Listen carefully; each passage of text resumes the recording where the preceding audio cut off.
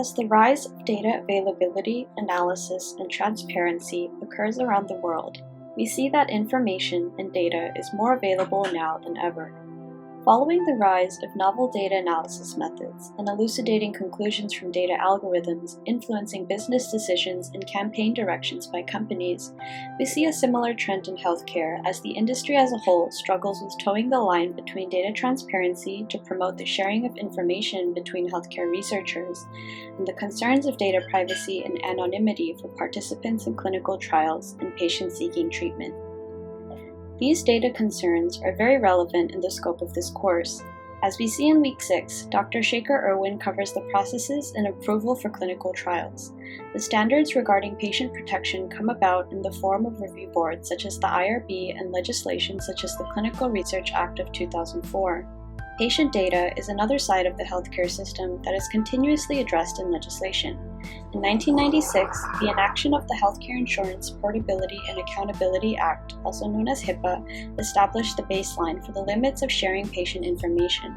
In 2009, Hipaa was amended through the Health Information Technology for Economic and Clinical Health Act, also known as HITECH, to accomplish health information privacy across sectors, such as the collection of health information via fitness apps and tech watches. Medical researchers in the present day must also navigate general data privacy laws, such as the European General Data Protection Regulation, the GDPR, and the California Consumer Privacy Act, or the CCPA. As we progress into more cloud-based, decentralized technology formats of information storage and access, there is a growing need to alter the legislative regulation and jargon surrounding health information. As Nass writes in his book, Beyond the Health HIPAA Privacy Rule, Enhancing Privacy, Improving Health Through Research, he writes, in a survey published by Gostin in 2007, 83% of respondents reported that they trust healthcare providers to protect the privacy and confidentiality of their personal medical records and health information. However, in that same survey, 58% of respondents believe the privacy of personal medical records and health information is not protected well enough today by federal, state laws, and organizational practices.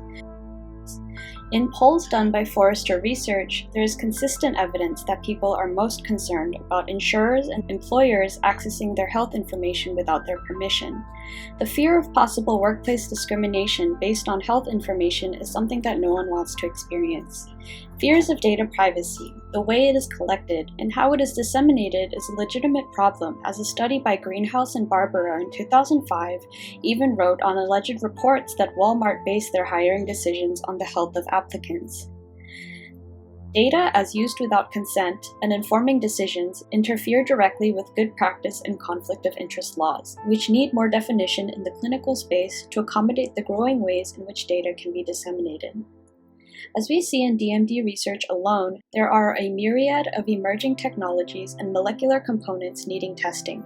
For example, in a paper by Rebecca Crow published in 2018 analyzing the obstacles surrounding modern-day clinical research for rare diseases, she refers to issues in the 4DMD clinical trial, where beginning recruitment alone took close to 3 years in this 5-year funded project. Crow writes, the 4DMD, or the Finding Optimum Steroid Regimen for Duchenne Muscular Dystrophy, was an academic-led clinical trial which aimed to find the optimum steroid regimen for Duchenne Muscular Dystrophy, funded by the National Institutes of Health, for 5 years.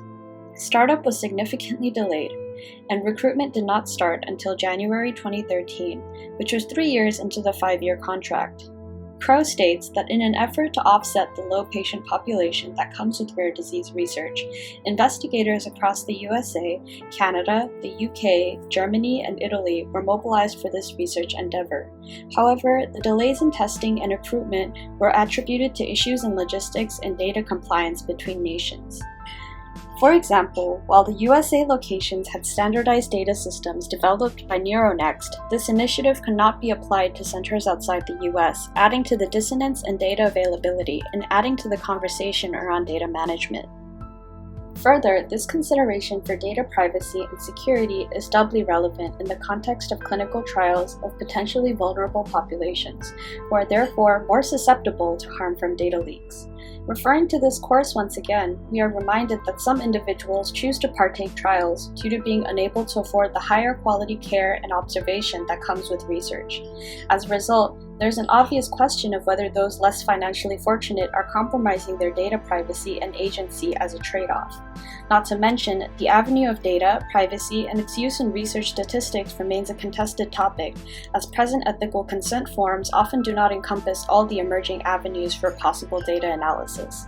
Dr. Geffinagh claims that there is a trade-off between data compliance and issues with the way ethics consents are received from potential clinical trial subjects. He states that, for example, a researcher conducting a particular clinical trial must follow human research guidelines and obtain explicit consent for clinical intervention. However, he or she can process data obtained in the course of this intervention, which allows data processing without explicit consent when this is deemed to be necessary for scientific purposes.